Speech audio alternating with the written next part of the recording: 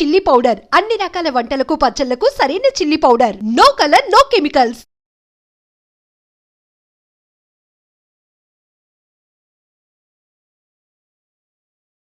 నమస్తే అమ్మా. నమస్కారం అమ్మా. అమ్మ, రాఖీ పండుగ రాబోతోంది. అంటే రక్షాబంధనము అంటారు. అయితే ఈ మధ్య కాలంలో వింటూ ఉన్నాము, ఈ రక్షాబంధనం అనేది ఒక అన్న తమ్ముళ్ళు అక్క తమ్ముళ్ళే కాదు, ఒకరి బాగు కోసం ఒకరు కట్టుకునేదే రక్ష. అవును, అది మన పురాణాల నుంచి తీసుకున్నా కూడా ద్రౌపది కృష్ణుడికి, ఇంకా అట్లా వైఫ్ అండ్ హస్బెండ్ కూడా ఒకరికొకరు కట్టుకున్న విధానాలు, ఇవన్నీ ఉదాహరణలు ఉన్నాయి. అసలు ఏంటి వాస్తవం అమ్మా? ఆ రక్షాబంధనం అనేది నేను నీకు రక్ష ఇస్తాను అని, అవతల వాళ్ళు నాకు రక్ష కావాలి అని మనకి ఒక కంకణం కడుగుతారు. కట్టి నేను నీకు ఇది కడుతున్నాను, నాకు రక్ష ఇవ్వు అని అడగటం. అది రక్ష ఎవరికి ఇవ్వక్కర్లేదు ఎవరైనా కదా. ఎవరైనా తనకంటే ఎవరైతే ఇక్కడ రక్ష ఇచ్చే అవకాశం ఉన్నవాళ్ళు ఉన్నారో, అంటే మనకంటే ఎక్కువ బలవంతులు కానీ లేకపోతే ఆ రంగంలో సమర్థులు కానీ ఉన్నారో వారికి మనం రక్ష కడతాం. ఓకే. అంతేకాదు, ఇంట్లో కూడా మీరు పూజలు చేసుకునేప్పుడు కంకణం కట్టుకుంటాం. అంటే కొన్ని పూజలు కాదు, అన్ని పూజలకు కాదు, మామూలుగా నిత్య పూజలు కాదు, కొన్ని ప్రత్యేకమైన పూజలు చేసుకునేప్పుడు ఆ దేవత పేరు చెప్పుకుని రక్ష కట్టుకుంటున్నాం. ఈ రక్ష కట్టుకుంటే ఏంటంటే ఇక ఆ దేవత పూజలో ఎటువంటి విఘ్నాలు రావు, వచ్చినా మనం పాటించక్కర్లేదు అని అర్థం. ఎటువంటి వచ్చినా మనం పాటించక్కర్లేదు అని అర్థం. అలా ఇద్దరు మీరు గమనించి చూస్తే భార్యాభర్త ఒకళ్ళకొకళ్ళు కట్టుకుంటారు రక్షలు పూజలో కూర్చునేటప్పుడు. వీటిని రక్ష అంటున్నాం, కడుతున్నాం గనక బంధనం అనే వెర్బు కలుస్తోంది. అవునా? అవును. కనుక రక్షాబంధనం అనేది అన్న చెల్లెళ్ళు అక్క తమ్ముళ్ళ మధ్యలోనే జరగాలనే భావం ఎప్పటి నుంచి వచ్చిందంటే మనకి అలెగ్జాండర్ వైఫ్ ప్రియురాలు ఆవిడ రుక్సానా అనే ఆవిడ వచ్చి పురుషోత్తముడు కట్టినప్పుడు నన్ను రక్షించు అని ఆవిడ కట్టింది, నా భర్తను రక్షించు అని కట్టింది. కనుక ఈయన ఆ మాటకి నిలబడి, ఒక వీక్నెస్ ఉంటుందమ్మా ప్రతిసారి ప్రతి చోట కూడా ఈ వీక్నెస్ దగ్గరే ఎక్కడో పడిపోతూ ఉంటాం. అందుకనే చేసేటప్పుడు జాగ్రత్తగా చూసుకొని చేయాలి. ఒక చిన్న ఉదాహరణ ఒకటి చెప్తా ఇక్కడ, పురాణాల్లో కథ ఇది కూడా. ఒక ఋషి తపస్సు చేసుకుంటూ ఉన్నాడు. తపస్సు చేసుకుంటూ ఉంటే ఒక జింక వేటగాడు తరుముతుంటే పారిపోయి వచ్చేసి లోపల దూరింది పనసాల్లో.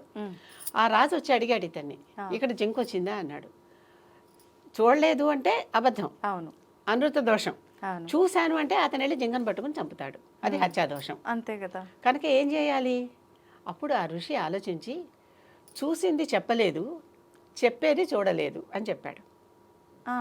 చెప్పే నోరు చూడలేదు, చూసే కన్ను చెప్పలేదు. చాలా లాజిక్గా అర్థమవుతుంది కదా ఎంత లౌక్యంగా ఉండాలో ఈ ప్రపంచంలో మనకి చెప్పేటటువంటి సమాధానం ఇది. అవునవును. కనుక అతనికి ఏ దోషం అంటలేదు. సరే, ఇతని వీక్నెస్ ఆయనకు అర్థమైంది రాజుకి. ఈయన భాష ఏదో అర్థమైనట్టు కానట్టు ఉంది, ఏమిటో చూసింది చెప్పలేదు అంటాడు, చెప్పింది చూడలేదు సమాధానం చెప్తే కదా. అంతే కదమ్మా, అంతే కదా. అసలు ఏంటి నేనేదో అడిగితే వీడితో చెప్తున్నాడు అనుకుంటారే తప్ప వీళ్ళకి ఏం అర్థం కాలేదులే, సరే ఇంకో చోటు ఉందేమో అని వెళ్ళిపోయాడు. అంతే. ఎప్పుడూ కూడా మనం రక్ష కట్టామని చెప్పి మన దేశాన్ని, మన ప్రాణం మన చేతిలో, దేశాన్ని అర్పించి చేసే రక్షలు ఉన్నాయి, జాగ్రత్తగా ఉండాలి. ఈ లౌక్యం అక్కడ అవసరం. ఆ లౌక్యం ఎక్కడ పాటించలేదో ప్రతిసారి మనం దెబ్బతిన్నాం. కనుక జాగ్రత్తగా చూసుకోవాలి. అందుకనే ఎవరికైనా వాగ్దానం ఇచ్చేటప్పుడు చాలా జాగ్రత్తగా ఇవ్వాలి. ఆనందంగా ఉన్నప్పుడు వరాలు, కోపంగా ఉన్నప్పుడు శాపాలు ఎప్పుడు ఎవరికి ఇవ్వకూడదు అంటారు. కానీ కామన్గా జరిగేవి అప్పుడే మన మీద మన కంట్రోల్ ఉండాలి. అవును, అప్పుడే మన మీద మన కంట్రోల్ ఉండి, ఎట్లాంటి పరిస్థితుల్లో కంట్రోల్ తప్పుతామో అప్పుడే కంట్రోల్గా ఉండగలగాలి, అప్పుడే ఉండాలి. కనుక ఆ సమయంలో జాగ్రత్తగా ఉంటే అనవసరంగా ఎవరికి లేనిపోని వాగ్దానాలు ఇవ్వం. అవును. రక్ష కట్టడం అంటే ఏమిటి? మళ్ళీ వాళ్ళకి మేము ఎప్పటికైనా వాళ్ళకి ఏ కష్టం రాకుండా మేము చూసుకుంటామని చెప్పటం. ఇది అన్నదమ్ముల మధ్య అక్క చెల్లెళ్ళ మధ్య వచ్చిన కారణం కేవలం పురుషోత్తముడు రుక్సానా ఆ కథే. కానీ ప్రతివారికి రక్ష కట్టచ్చు.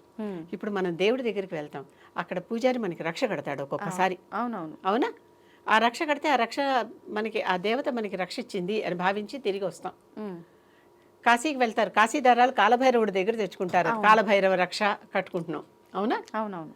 ఇవన్నీ కూడా ఇలాంటివన్నీ రక్ష. ఈ రక్ష బంధిస్తున్నాం గనక, చేతికి కట్టుకుంటున్నాం గనక బంధనమైంది.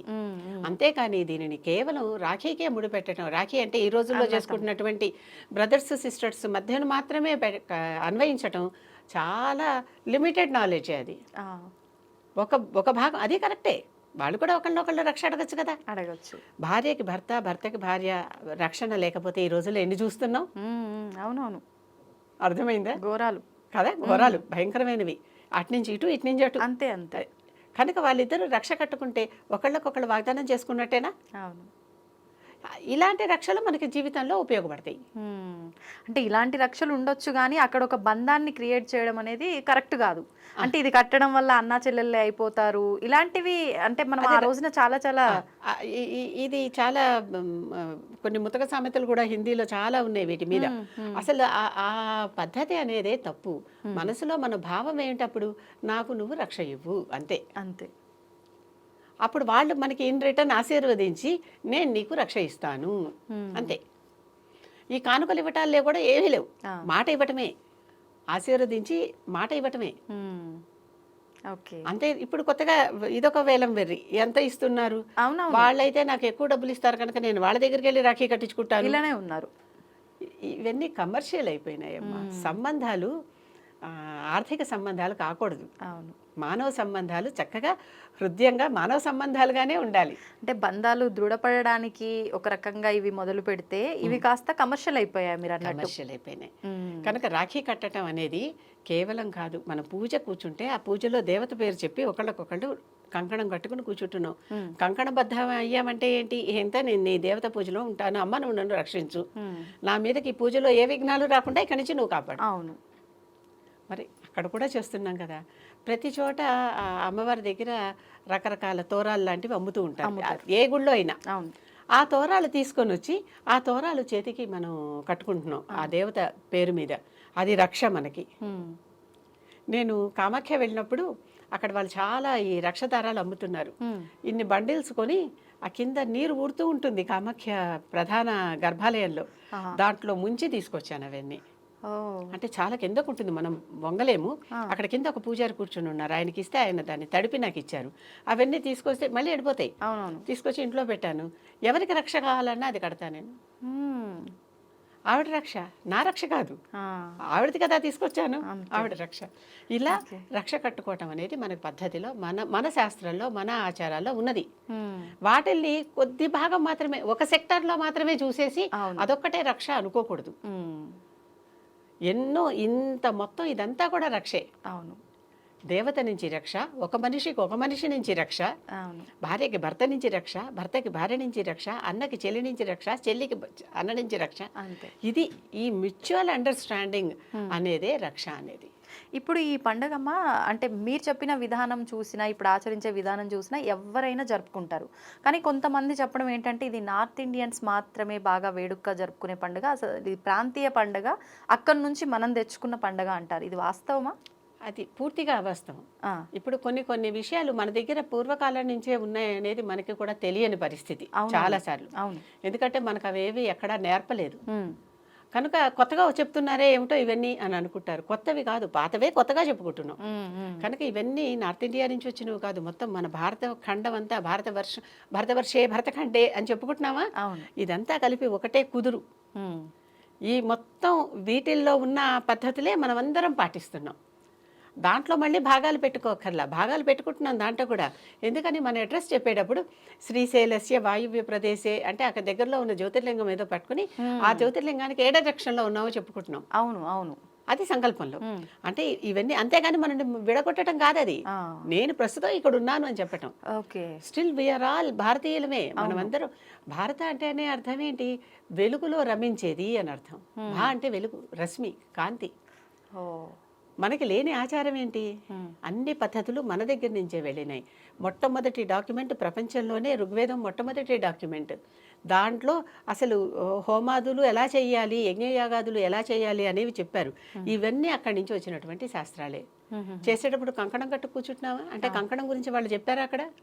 ఆ టెక్స్ట్ మనకి తెలియకపోవచ్చు, అది సంస్కృతిలో ఉన్నందువల్ల. కానీ కొంతమంది మహానుభావులు, దాశరథి రంగాచార్య లాంటి వారు కొందరు దాన్ని చక్కగా తెలుగులో అనువాదం చేశారు. అవి చదివినా కూడా చాలు. అవును, లేకపోతే విన్నా చాలు. ఎంతో మంది చెప్తున్నారు కదా పెద్దలు. అవునవును, విన్నా చాలు. తెలుసుకోవాలనే ఆసక్తి ఉండాలి. కానీ ఇవన్నీ మనవే, ఎక్కడి నుంచో వచ్చినవి కాదు, మన ఆచారాలే, మన పద్ధతులే. కాకపోతే కొన్నాళ్ళు మరుగున పడ్డాయి. అవునవును, కొన్నాళ్ళు మరుగున పడి మళ్ళీ మబ్బుతెర తొలగిపోయింది, బయటకు వస్తున్నాయి, కొంచెం కొంచెంగా బయటకు వస్తున్నాయి కనుక ఇది మనది కాదు అని అనుకునేది తప్పు. ఇవన్నీ మన దగ్గర ఉన్నవే. పూజలో కంకణం కట్టుకోవటం ఎప్పటి నుంచి ఉన్నది, ఎవరిళ్లలో కట్టుకోవట్లేదు. అవునవును. మరి అది రక్ష కాదు. అవును, రక్ష కట్టుకోండమ్మా అని చెప్తాడు అక్కడ పురోహితుడు. అవును చెప్తారు కదా, రక్ష కడతాను రండి అంటాడు, ఆయన కడతాడు. ఆలయాల్లో కట్టడం లేదు. కడతారు. అది north Indiana, south Indiana, east Indiana, west Indiana అని చూస్తున్నామా? లేదు కదా. ఓకే అమ్మ, ఇప్పుడు ఈ రక్ష కట్టుకునే విధానంలో కూడా ఈ మధ్య కాలంలో అంటే గత 2-3 సంవత్సరాల నుంచి అనుకుంటా సమయం ఖచ్చితంగా ఈ సమయం లోపే కట్టాలి అనే ఒక ధోరణి కూడా మనం చూస్తున్నాం. సమయాలు కూడా చూసుకోవాలంటారా? రోజులో కొన్ని అమృత ఘడియలు ఉంటాయి, ప్రతి రోజులోనూ ఉంటాయి. అవును అవును. కొన్ని దుష్ట ఘడియలు ఉంటాయి, మనం వర్జ్యం అంటాం, కొన్ని వదిలేస్తాం, కొన్ని దుర్ముహూర్తం అంటాం, లేకపోతే ఇలా ఏవోటి యమగంటికలు అని ఇలాంటి రకరకాల రాహుకాలం అని ఇలాంటి పేర్లు పెట్టుకుంటాం. ఆ గ్రహాలు మనకంత ఎవరికైనా కూడా యోగించవు కనుక, అంటే వాటిని దుష్టగ్రహాలుగా భావిస్తున్నాం కనుక ఆ సమయంలో అవి ఉన్న సమయంలో తప్ప మిగిలిన అన్ని సమయాల్లో చేసుకోవచ్చు. అమృత ఘడియల కాలంలో అసలు ఎటువంటిది ఆలోచించకుండా చేసుకోవచ్చు. అభిజిత్ ముహూర్తంలో ఏమీ ఆలోచించకుండా చేసుకోవచ్చు. అభిజిత్ అంటే చక్కగా మధ్య సంధ్య అనమాట రోజులో, దానికి చేసుకోవచ్చు. పంచాంగంలో వెతికితే ఈ కాలాలు రోజు రోజుకు మారుతాయి కదా. అవునవును. సూర్యోదయాన్ని బట్టి మారుతాయి కదా, కానీ సూర్యాస్తమయాన్ని బట్టి అవి ఆ టైం మనకి తెలుస్తుంది. ఈ సమయంలోనే చేసుకోవాలి, ఇట్లాగే చేయాలి అని నియమాలు పెట్టడం వల్ల ప్రతి వారు ఏదో నేను కొత్త రూల్ చెప్తున్నానని అనుకుంటున్నారు, కానీ అలాంటివి ఎక్కడా లేవు. శ్రావణ పౌర్ణమి నాడే కట్టుకుంటున్నామా రక్షలు? ఇంట్లో పూజ చేస్తే వరలక్ష్మి వ్రతానికి కంకణం కట్టుకుంటున్నారా? కట్టుకుని కూర్చుంటున్నారా? సత్యనారాయణ వ్రతం ఎప్పుడు చేసుకుంటుంటే అప్పుడు దీక్ష కంకణం కట్టుకుని కూర్చుంటున్నారా? అది రక్ష కాదా? ఏ ఆలయానికి వెళ్ళినా మీకు ఆ రోజునే కట్టాలని కడుతున్నారా? లేనివన్నీ చెప్పి కొత్త రూల్స్ ఏవో చెప్పి అందరినీ కొంచెం ఒక చట్రం లోపల బంధించాలని చూస్తే అసలుకే మోసం అవుతుంది. అవును, నమ్మడమే అసలు ఇంకా వదిలేశారు. ఎందుకు అంత కష్టపడి ఆ టైంకి ఏదో నేను ఉన్నాను, అయ్యో ఏదో కాసేపు కన్ను మూసేసుకున్నాను అయిపోయిందా అంటే ఎట్లా? అవును. దేవుణ్ణి దలుచుకోవటానికి, దైవ కార్యం చేయటానికి ముహూర్తం లేదు. కాలచక్రం అని చెప్తాం కదా, చక్రంలో ఏది మొదలు ఏది అంతం ఎలా చెప్పగలుగుతామమ్మా? అంతే, అర్థమైంది కదా. ఎప్పుడు ఆ సైకిల్ రన్ అవుతానే ఉంటుంది కదా. అలాగే ఇది ఇప్పుడే మంచిది, ఇది ఇప్పుడు కాదు అని ఎట్లా అంటాం? అదే కదా. అంతా మన మంచికే. అవును, ఏ రోజైనా మన మంచికే. మంగళవారం చాలా మంది మేము మంగళవారం అంటే పనులు ఏదో కొన్ని పనులు మొదలెట్టామంటారు. మంగళవారం మంగళప్రదం. అవును, గౌరీదేవికి ఇష్టమైన వారం. అంటే మన భావన ఇంకా ఎలా భావిస్తే అలా. మానుతో మై గంగా మాహు నా మానుతో బెహతా పాని అంటాడు ఒక హిందీ సినిమా కవి. అంతే అర్థమమ్మా. నమ్మితే నేను గంగామయ్య, నీరు లేదు, నువ్వు నన్ను గంగామయ్యగా కొలవటం లేదు, గంగా మాతని నన్ను కొలవటం లేదు, నా మానుతో బెహతా పాని, ప్రవహిస్తున్న నీటిని. నీరెవరికి కావద్దు? అవును, అందరికీ అవసరం. దేవతైనా ఎవరికైనా కావాలి. కాదు నువ్వు దేవతవు కాదు, నీరైనా ప్రాణాధారమే కదా. అంతే, ఇది కావాలి. కనుక నువ్వు ఎలా చూస్తే అలా, మనం చూసే చూపులోనే ఉంటుంది. ఒక చోటికి వెళ్తే ఆహా ఆ మొక్క ఎంత బాగుంది అని అనుకుంటారు, లేకపోతే దాని గింజలు వేసి పెంచాలా లేకపోతే దాని కొమ్మలు తెచ్చి పెంచాలా అనుకునే వాళ్ళు ఇంకోళ్ళు ఉంటారు. చూపులోనే తేడా. అంతే అంతే అంతే. ఒక రంగు మనకు నచ్చుతుంది, ఒక రంగు నచ్చదు, చూపులోనే తేడా. అంతే. మనం చూడటంలోనే దాన్ని భయంతో చూస్తామా, భక్తిగా చూస్తామా, శ్రద్ధగా చూస్తామా, అలవాటుగా చూస్తామా, అంతే. ఏది దోషం లేదమ్మా, దేనికి కూడా దోషం ఉండదు. ఈ ముహూర్తానే కట్టాలి అని ఏది లేకపోయినా వాళ్ళు కూడా దేవతలను కొలుస్తూనే ఉన్నాగా, రాహుని కేతువుని కూడా. అవునవును. కష్టాలు వచ్చినప్పుడు కష్టాల నుంచి బయటపడేసేవాడని దండం పెడుతున్నప్పుడు వాళ్ళు మనకి విరోధులు ఎలా అయ్యారు? అవును, అంతే అంతే. ఇలాగే భావిస్తే ఎవరితోనూ ఎక్కడ ఆ ముహూర్తానికే కట్టాలి, ఈ సమయానికే కట్టాలి. ఇవన్నీ కొత్త కొత్తగా వచ్చినవి, ఇంతకు ముందు లేవు లేవు లేవు. నెమ్మదిగా ఇవి ప్రబలిపోతాయి.